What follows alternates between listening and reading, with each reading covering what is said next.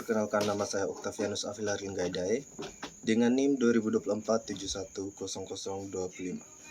Saya dari Prodi Sistem Informasi. Di sini saya akan menjelaskan tentang teknologi komunikasi data, transmisi data, perangkat keras komunikasi data, pengaruh kepemimpinan terhadap sistem informasi, dan etika dalam sistem informasi. Baik, langsung saja kita masuk ke materinya. Untuk materi yang pertama ada teknologi komunikasi data. Dengan definisinya atau pengertiannya sebagai berikut.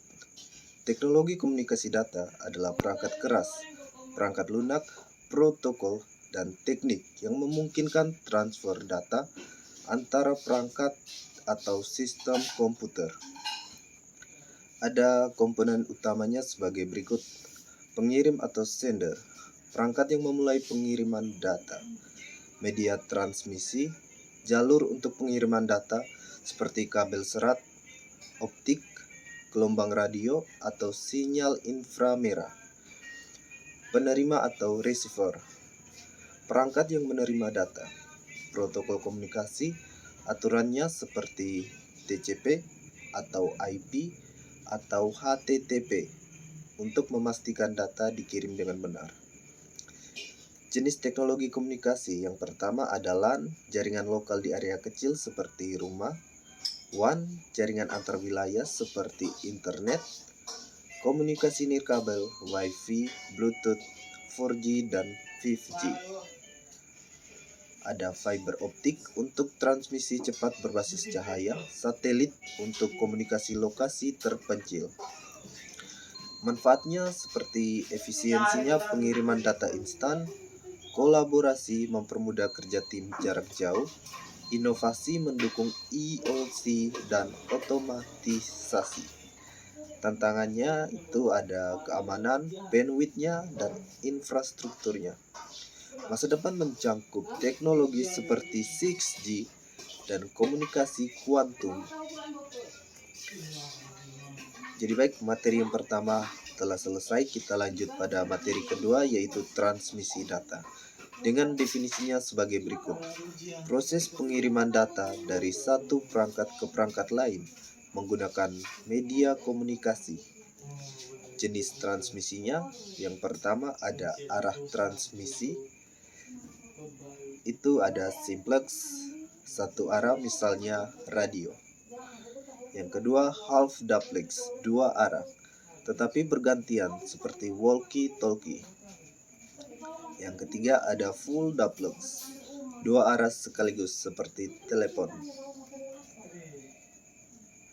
Dua metode pengirimannya, serial, bit data dikirim satu persatu, cocok untuk jarak jauh. Paralel, beberapa bit dikirim secara bersamaan, lebih cepat, lebih untuk jarak pendek.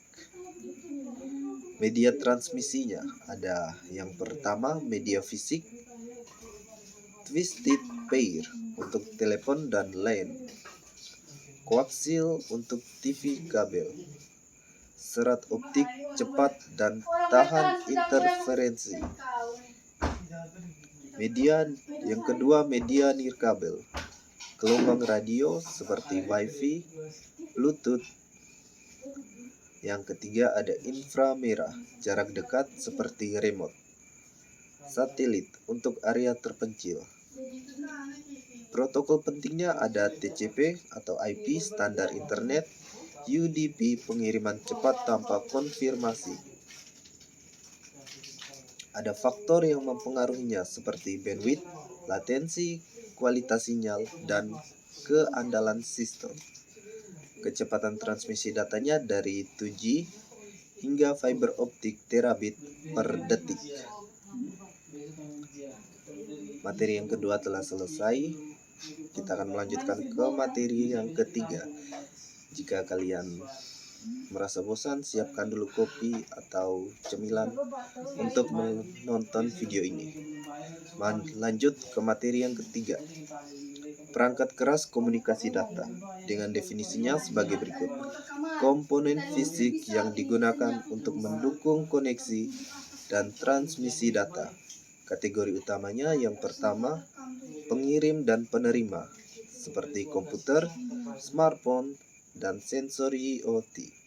Yang kedua, perangkat jaringan NEC menghubungkan perangkat ke jaringan. Router mengarahkan lalu lintas data. Switch mendukung distribusi efisiensi di LAN. Access point memperluas jaringan Wi-Fi. Ketiga, media transmisi. Kabel twitch pair, koaksial, serat optik, antena, dan gelombang radio. Yang keempat, ada perangkat penyimpanan. Ada server, NAS, dan penyimpanan cloud. Yang kelima, ada perangkat keamanan. Firewall, modem, dan gateway VPN. IoT device, sensor aktuator, dan gateway IoC. Kita masuk ke materi yang keempat karena materi ketiga selesai. Jadi baik, materi yang keempat itu pengaruh kepemimpinan terhadap sistem informasi. Dengan definisinya sebagai berikut. Kepemimpinan memainkan peran penting dalam menentukan keberhasilan perencanaan, implementasi, dan pemanfaatan sistem informasi di organisasi. Aspek utama pengaruh yang pertama, visi dan strategi. Pemimpin dengan visi jelas memastikan sistem informasi mendukung tujuan organisasi. Yang kedua, pengambilan keputusan.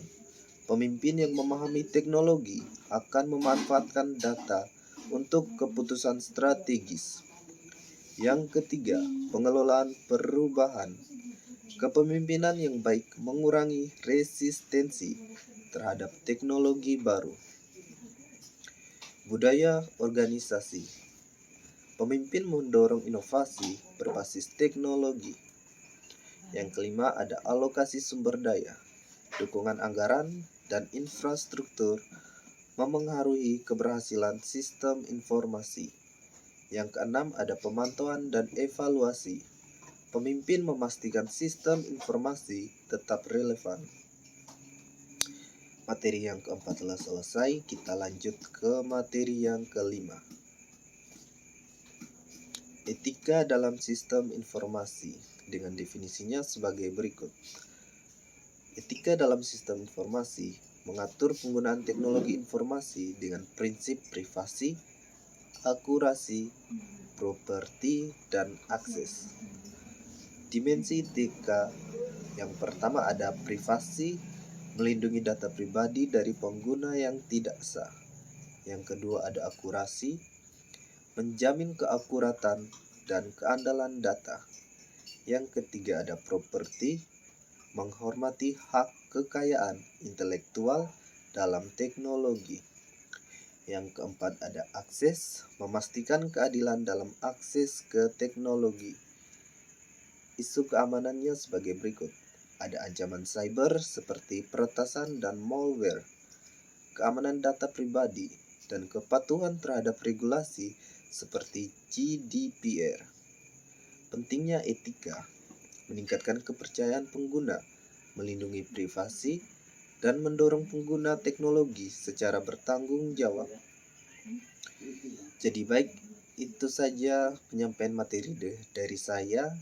Semoga kalian dapat memahami itu. Sekian dari saya, Octavianus Afilaring Daidai dari Prodi Sistem Informasi. Goodbye.